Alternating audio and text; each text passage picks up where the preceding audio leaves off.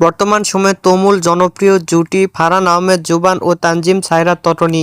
দিন দিন বাংলা নাটকের জনপ্রিয়তা বেড়েই চলেছে, সেই ধারাবাহিকতায় আবারও নতুন নাটক নিয়ে হাজির হয়েছেন জনপ্রিয় এই জুটি। নাটকটির নাম চুরি। এই নাটকটিতে অভিনয় করেছেন বর্তমান সময়ের আলোচিত অভিনেতা ফারহান আহমেদ জুবান ও আলোচিত অভিনেত্রী তানজিম সায়রা তটনি।